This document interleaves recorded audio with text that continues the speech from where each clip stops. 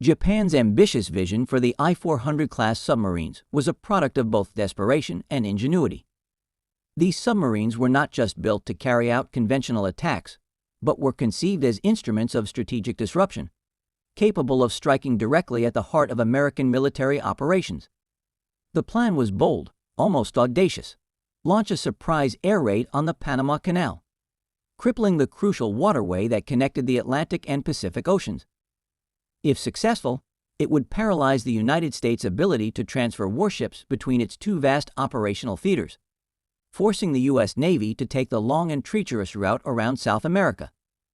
Such a delay could buy Japan the time it desperately needed to fortify its defenses and potentially negotiate a more favorable end to the war. Constructing these colossal submarines was no small feat. Measuring over 400 feet in length and capable of traveling more than 37,000 miles without refueling, the I-400 class submarines were engineering marvels of their time. Each was equipped with 3 Seiran bombers, meticulously designed for swift assembly and rapid deployment. The aircraft could be armed, fueled, and launched within minutes of surfacing, striking enemy targets before disappearing beneath the waves once more. This capability made them the largest submarines ever built during World War II, outclassing anything in the Allied arsenal. However, despite the technological brilliance behind them, these submarines faced a harsh reality. Japan was running out of time. By the time the I-400 class was completed, the war had already shifted decisively in favor of the Allies.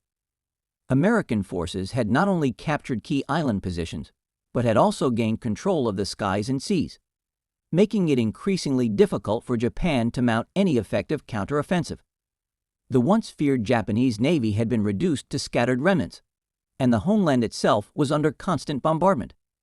The original plan to attack the Panama Canal was eventually abandoned in favor of a more immediate objective: striking the U.S. fleet at Ulithi Atoll, a key staging area for American operations in the Pacific. But even this revised mission never materialized. By mid-1945, Japan's war machine was collapsing, and the I-400 class submarines, once envisioned as game changers, were reduced to mere shadows of their intended purpose. In the final days of the war, American forces captured the I-400 and its sister submarine, the I-401, gaining first-hand knowledge of their advanced design. The sheer scale and sophistication of these vessels stunned the U.S. military, but by then they were little more than relics of an empire on the brink of defeat. Rather than allowing this technology to fall into Soviet hands, the U.S. Navy scuttled the captured submarines, sending them to the ocean floor, where they remained forgotten for decades. The I-400 class submarines stand as a testament to Japan's relentless pursuit of innovation, even in the face of inevitable defeat.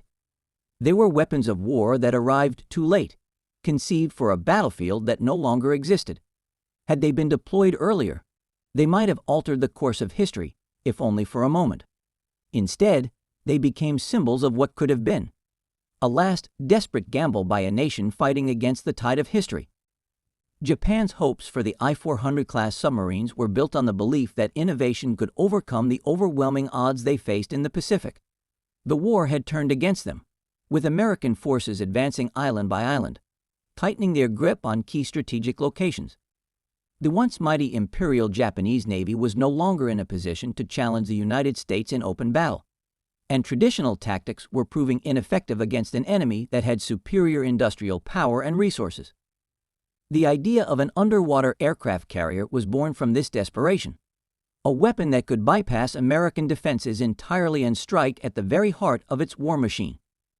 These submarines were designed to be the ultimate stealth weapon, carrying out devastating attacks before vanishing beneath the waves, leaving the enemy scrambling to respond. If they succeeded, they could inflict massive damage on critical American infrastructure, potentially shifting the momentum of the war back in Japan's favor. The scale of the I-400 project was staggering. Unlike conventional submarines, which operated primarily as stealthy hunters targeting enemy ships, these vessels were designed to function as mobile air bases beneath the ocean surface. They were nearly twice the size of any other submarine in existence, built to travel across the globe without detection. Their construction required advanced engineering, as they needed to accommodate not only a long operational range, but also a functional hangar for aircraft. The specially designed Aichi M6A Seiran bombers were tailored to fit inside the limited space, with folding wings and detachable floats to maximize storage efficiency. When deployed, the planes could be quickly assembled, launched via catapult, and sent on their missions before the submarine slipped away into the depths. This combination of stealth, range, and striking power made them one of the most ambitious naval weapons of World War II. Despite their impressive capabilities, the I-400 class submarines faced a race against time. Japan's war situation was rapidly deteriorating, with American bombers relentlessly targeting its cities and war industries. Resources were becoming scarce, and large-scale production of these advanced submarines was proving increasingly difficult. Initially, Japan planned to build dozens of these vessels, but in the end, only 3 were completed before the war came to a close. As the strategic situation worsened, their original mission of attacking the Panama Canal was abandoned in favor of a more immediate goal: striking the U.S. fleet at Ulithi Atoll, a major staging area for American naval operations in the Pacific. A successful attack could have inflicted heavy losses on the U.S. Navy, delaying their advance toward Japan. However, even this plan would never come to fruition. By mid-1945, the war was all but lost for Japan. The Allies had gained complete control of the seas and skies, making it nearly impossible for the I-400 submarines to carry out their mission without being intercepted. Before they could be deployed, Japan surrendered following the atomic bombings of Hiroshima and Nagasaki. The submarines, once seen as a revolutionary weapon capable of changing the course of the war, were surrendered to American forces before they could launch a single attack. When the U.S. Navy examined the captured submarines, they were astonished by their size and design, recognizing them as a technological marvel. However, with the war over, they had no reason to incorporate such designs into their own naval strategy. To prevent the Soviets from gaining access to this advanced technology, the United States ultimately decided to scuttle the captured I-400 class submarines, sinking them in deep waters to erase any possibility of their secrets being used by a rival power. The I-400 class submarines remain one of the most fascinating yet forgotten weapons of World War II. They embodied Japan's ability to push the limits of military engineering, even as the tide of war turned against them. Had they been deployed earlier, they might have introduced a new dimension to naval warfare, forcing the United States to reconsider its strategy in the Pacific. Instead, they became a symbol of unrealized potential, an extraordinary weapon designed for a war that was already slipping out of Japan's grasp. Japan's war effort was crumbling under the overwhelming power of the United States, and its leaders knew that time was running out. Every major battle in the Pacific had further diminished Japan's ability to resist the relentless advance of American forces. The loss of strategic islands such as Saipan, Iwo Jima, and Okinawa was devastating, not only because these territories provided vital defensive positions, but also because they brought the war dangerously close to Japan's mainland. American bombers were now striking Japanese cities with increasing ferocity, and the U.S. Navy had established dominance over the Pacific, tightening the noose around the Imperial Japanese forces. Faced with this grim reality, Japan's military command sought a last-ditch effort to disrupt the American war machine and prolong the fight. The I-400 class submarines, long in development, were seen as one of the few remaining weapons capable of delivering a meaningful counterstrike. These massive underwater aircraft carriers had the potential to launch devastating surprise attacks, and Japan rushed to make them operational before it was too late. One of the most daring and ambitious plans considered was an attack on the Panama Canal. This waterway was crucial to the United States, allowing its Navy to quickly transfer warships between the Atlantic and Pacific Oceans. Damaging or destroying the canal's key locks would have been a strategic disaster for the U.S., forcing ships to travel thousands of extra miles around South America.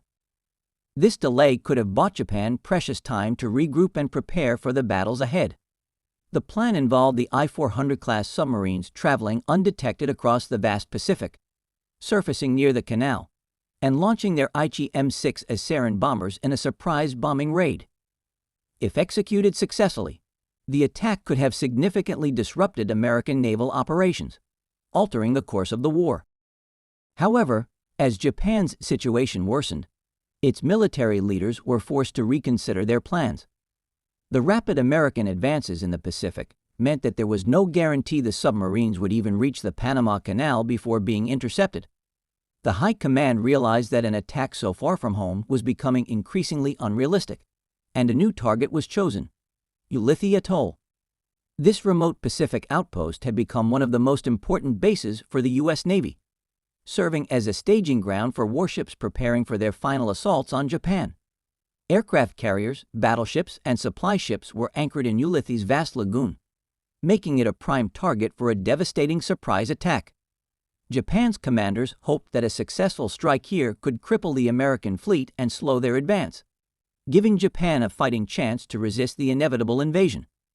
With their new orders, the I-400 class submarines set off on what would be their only combat mission. They carried their specially designed Seiran bombers, meticulously prepared for an attack that could alter the course of history. However, as the submarines approached their target, the situation changed once again. The American fleet had already begun dispersing, making an effective strike impossible. The opportunity for a decisive blow had vanished, and the submarines were left with no clear objective. The war had moved too quickly, and Japan's last hope for turning the tide had slipped through its fingers. With their mission abandoned, the I-400 class submarines found themselves with no further role to play. The war was reaching its final stages, and the once secret underwater giants had become liabilities rather than assets. American forces, always vigilant for new threats, soon became aware of Japan's colossal submarines. The mighty vessels, designed to unleash destruction on distant shores, would never fulfill their intended purpose. Instead, they were hunted down by the very enemy they had been created to strike. With no path to victory left, Japan's greatest submarines faced an inglorious end, captured and ultimately destroyed by the advancing Americans. Their story became one of the many ambitious but unrealized military projects of the war, an engineering marvel that arrived too late to change Japan's fate. As the final months of the war unfolded, American intelligence had grown increasingly sophisticated, with the ability to intercept and decipher Japanese communications proving to be a crucial advantage. Despite Japan's efforts to keep the I-400 class submarines a closely guarded secret, bits of intelligence began to hint at the existence of an advanced underwater weapon unlike anything seen before. These reports, though fragmented, suggested that the Japanese Navy was developing submarines of unprecedented size and capability, potentially carrying out a top-secret mission. Given Japan's growing desperation and willingness to employ unconventional tactics, U.S. military leaders feared that these submarines could be part of a last-ditch effort to turn the tide of the war. The mere possibility that they might carry aircraft capable of striking deep behind American lines made locating and neutralizing them an urgent priority. Finding the I-400 class submarines, however, was no simple task. Unlike standard submarines, which were typically constrained by limited range and the need for frequent refueling, these massive vessels could traverse vast distances without stopping. Their ability to travel 37,500 miles without refueling allowed them to remain operational for extended periods, far from Japanese waters, making it difficult to anticipate their movements. Additionally, their sheer size allowed them to carry large supplies, meaning they could spend weeks submerged, evading detection. However, by this stage of the war, the U.S. Navy had honed its anti-submarine warfare capabilities to a high level, utilizing cutting-edge sonar technology, airborne patrols, and aggressive search tactics. American destroyers equipped with sonar systems swept suspected areas where enemy submarines might be lurking, while long-range reconnaissance aircraft scanned the ocean for any signs of movement. The use of depth charges, powerful explosives designed to detonate at specific underwater depths, had also become one of the most effective tools in hunting enemy submarines, forcing them to surface or suffer devastating damage. The pursuit of the I-400 class submarines became a high-stakes game of cat and mouse. Japanese crews, aware of the overwhelming enemy presence, used every trick in their playbook to avoid detection. They traveled in deep waters, executed sharp turns to evade sonar tracking, and remain submerged as long as possible. However, with each passing day, American forces closed in. The combination of intelligence reports and systematic patrols led to the discovery of their approximate locations. One by one, the massive submarines were detected, forcing their commanders into increasingly dire situations. As American destroyers encircled them, dropping relentless barrages of depth charges, the Japanese sailors inside felt the crushing force of explosions reverberating through the steel hulls of their vessels. Water pressure increased as they dove deeper, hoping to escape, but the U.S. Navy's grip was tightening. With their options running out and the realization that further resistance was futile, the commanders of the I-400 class submarines faced a grim decision. Fighting to the end would mean the certain loss of their crews and the destruction of their prized vessels. The Imperial Japanese Navy had long instilled the idea of never surrendering, yet survival now outweighed the notion of honor through destruction. Reluctantly, the order was given to surface. As the enormous submarines emerged from the depths, American sailors stood in awe of the behemoths rising before them, their sheer size unlike anything the U.S. Navy had ever encountered. Japanese crew members climbed onto the decks, their uniforms worn and faces weary, as they surrendered their once secret weapons to the enemy. For the Americans, capturing the I-400 class submarines was not just a victory on the battlefield, but a significant intelligence breakthrough. Naval engineers and military experts immediately began inspecting these marvels of engineering, eager to uncover the technological innovations hidden within. The war was nearly over, and Japan's once feared superweapons would never get the chance to carry out their missions. What was meant to be a decisive strike against the United States had instead become another chapter in Japan's final and inevitable defeat. When news of the I-400 class submarines' capture reached Japan, it sent shockwaves through the military leadership and deepened the sense of despair gripping the nation. These colossal underwater aircraft carriers had been conceived as a revolutionary weapon, a means to strike deep into enemy territory and deliver a crushing blow to American military operations. In the minds of Japanese strategists, they represented a final hope, an opportunity to turn the tide of war through sheer ingenuity and bold execution. Their loss, without ever having fired a shot in combat or launching a single attack, was a bitter and humiliating defeat. For a nation that had once dominated the Pacific with surprise offensives, skilled naval tactics, and the relentless spirit of its forces, the capture of these secret weapons underscored just how much the balance of power had shifted. It was not just the fall of a technological marvel, but a stark symbol of Japan's irreversible decline in the war. The surrender of the I-400 class submarines sent a clear message. Japan's military capability had been decisively outmatched. The Imperial Japanese Navy, once feared for its aggressive and highly coordinated strategies, was now a shadow of its former self. The capture of these vessels was yet another devastating blow, compounding the losses suffered in the Pacific Island campaigns, the destruction of the Japanese fleet at battles like Leyte Gulf, and the relentless aerial bombardment of the home islands. Military commanders who had placed their faith in these advanced submarines were forced to accept the grim reality. Japan's naval ambitions had been crushed. The war was no longer about victory. It had become a struggle for survival. On the American side, the discovery of the I-400s was met with fascination and urgency. U.S. Navy engineers and intelligence officers quickly moved to study the captured submarines, eager to dissect their secrets. When they first laid eyes on the enormous vessels, they were stunned by their sheer size and complexity. At over 400 feet long, the I-400 class submarines were the largest ever built at the time, dwarfing any American or German submarines of the era. But it wasn't just their size that captured the attention of U.S. military experts. It was their unprecedented capability. The ability to launch aircraft while submerged was a radical concept, one that introduced new possibilities in naval warfare. If Japan had been able to deploy these submarines effectively, they could have carried out devastating surprise attacks on American installations, potentially altering the course of key battles. American engineers meticulously examined every aspect of the submarines, from their innovative pressure hull design to the internal hangar system that stored and launched the specially designed Seiran bombers. The aircraft launch mechanism, the waterproof hangar, and the rapid deployment process for the planes fascinated U.S. naval strategists, who saw parallels to future developments in missile-launching submarines. The lessons learned from studying these advanced vessels would go on to influence post-war submarine development, particularly in the U.S. Navy's approach to deploying ballistic missile submarines during the Cold War. Even in defeat, Japan's technological advancements had left an impact on the future of naval warfare. However, the fate of the I-400 class submarines was sealed not by their potential, but by the shifting geopolitical landscape of the post-war world. As tensions between the United States and the Soviet Union escalated, the early foundations of the Cold War were being laid. The Soviets, as part of their rights as an allied power, sought access to captured Japanese military technology, including the advanced submarines.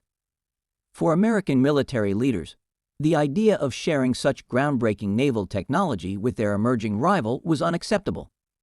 The U.S. had gained a valuable technological advantage, and they were not willing to allow the Soviet Union to benefit from Japan's innovations. Faced with the possibility of these submarines falling into Soviet hands, the U.S. Navy made a decisive and calculated move. Instead of turning them over for inspection, they were secretly scuttled in 1946. The I-400 class submarines, once Japan's last hope for a strategic counterstrike, were towed out to deep waters off the coast of Hawaii. There, explosive charges and torpedoes were used to sink them, sending the massive vessels to the ocean floor. With them went any remaining secrets of Japan's ambitious wartime engineering. It was a quiet and deliberate end for weapons that had once been envisioned as a game-changing force in the Pacific. The destruction of the I-400 class submarines marked the closing chapter of one of World War II's most ambitious, yet ultimately futile military projects. In their time, these underwater aircraft carriers had represented a bold and daring vision of warfare, one that never had the chance to be realized. Instead of becoming a decisive weapon, they became relics of a conflict that had already been decided. Today, their story serves as a testament to Japan's remarkable ingenuity and the relentless efforts of the United States to maintain its strategic superiority even after victory had been secured. Beneath the waves, the remnants of these mighty vessels remain as silent witnesses to a war that forever changed the course of history. The I-400 class submarines represented one of the most ambitious and innovative military projects of World War II, a final gamble by Japan to shift the tide of war in its favor. These colossal underwater aircraft carriers were not just ordinary submarines. They were designed to carry out missions with the potential to alter history. With the ability to travel vast distances undetected and launch bombers from beneath the waves, they embodied Japan's determination to deliver a devastating blow to the United States. Had they successfully executed their original plan to strike the Panama Canal, the consequences could have been severe. The canal served as a vital artery for American military logistics, enabling the rapid movement of warships and supplies between the Atlantic and Pacific. A well-coordinated attack could have crippled this essential link, delaying American reinforcements and potentially extending the war. Even a limited attack on key American bases could have forced the United States to divert valuable resources toward homeland defense rather than continuing its relentless advance toward Japan. However, warfare is dictated not just by technology and ambition, but by intelligence, timing, and strategic foresight. By the time the I-400 class submarines were operational, the situation had already deteriorated beyond Japan's control. American forces had gained the upper hand in the Pacific, relentlessly pushing the Japanese military back through island-hopping campaigns and devastating air raids. The loss of critical strongholds such as Iwo Jima and Okinawa placed Japan on the brink of collapse. With each passing month, the window for a successful counterstrike closed further. As a result, Japan was forced to alter its plans at the last moment, shifting the submarine's target from the Panama Canal to an American fleet anchorage at Ulithi Atoll. This change, however, proved to be their undoing. By the time the submarines reached their destination, the American fleet had already dispersed, and the once promising mission was rendered meaningless. The fate of the I-400 class submarines is a testament to how war fuels rapid technological advancements in the pursuit of survival and dominance. Desperate to regain control, Japan pushed the boundaries of engineering, developing weapons unlike anything seen before. The concept of an underwater aircraft carrier was revolutionary, allowing for stealth operations that could strike at enemy forces from unexpected locations. Though Japan failed to capitalize on this technology in time to affect the war's outcome, the United States quickly recognized its significance. When the I-400 class submarines were captured, American engineers wasted no time in studying them, analyzing every detail of their design. The knowledge gained from these vessels would later influence post-war submarine development, particularly in the advancement of nuclear-powered ballistic missile submarines, which became critical assets during the Cold War. Despite their limited impact on the war itself, the I-400 class submarines remain one of the most extraordinary and mysterious weapons of World War II. Their sheer size and unprecedented capabilities set them apart from any other submarine of their time. Though they never saw combat, their legacy lives on as a symbol of Japan's final, desperate attempts to turn the tide of war. Today, their remains lie deep beneath the ocean, serving as a silent monument to a conflict that reshaped the world. Their story continues to captivate military historians and enthusiasts, a reminder of the relentless pursuit of military innovation and the unpredictable nature of war.